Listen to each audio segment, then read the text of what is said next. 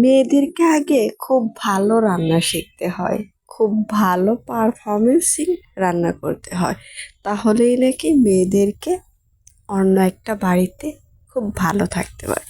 Hello everyone, আসসালামু আলাইকুম। সবাই কেমন আছেন? আশা করি আলহামদুলিল্লাহ অনেক অনেক ভালো আছেন। আমিও আছি আলহামদুলিল্লাহ অনেক অনেক ভালো। তো আজকের রেসিপিটা আপনারা দেখেই বুঝতে পারতেছেন যে এটা হচ্ছে রুটি বানানোর জন্য যে গোলাটা বানানো হয় সেটা হচ্ছে, মানে আমি আবার বেশ ভালো রান্নাও পারি না, ভালো কোনো কিছু করতেও জানি না।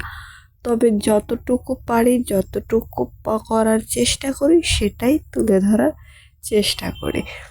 তো দেখেন, আমি আটাটা গুলে নিচ্ছিলাম গরম পানিতে, যাতে আটাটা অনেক ভালো গোলা হয় এবং পিঠা বানাতেও যাতে বেশ ভালো হয়। আর তো একটা কথা বলি, আমি কিন্তু ভালো পিঠা বানাইতে পারি না, বিশেষ করে রুটি, এটা আমি একদমই ভালো বানাতে পারি না।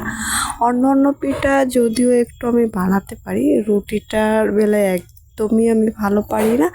আর এইটা ছিল আমার আগের বাসা, আমি আগে যে বাসায় ছিলাম সেই বাসায় থাকতে এই ভিডিওটা অনেক আগের ভিডিও।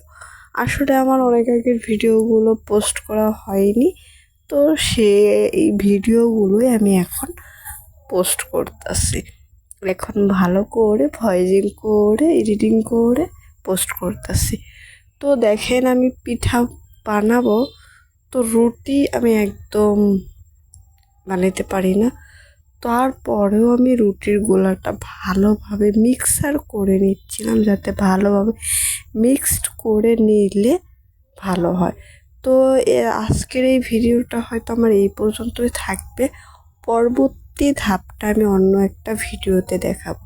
কী জন্য এটা বলছি তো বলি, আমার ভিডিও করা আছে অনেক, তো সবগুলো ভিডিও যদি একসাথে ভয়েস করে জয় করি অনেক লং একটা ভিডিও হবে।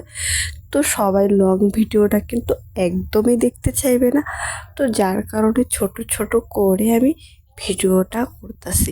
তো অবশ্যই অবশ্যই আপনারা ভিডিওটা প্রথম থেকে শেষ পর্যন্ত দেখবেন, তাহলেই বুঝতে পারবেন যে আসলে ভিডিওটার মেন কতটা কাজ করতে পেরেছি।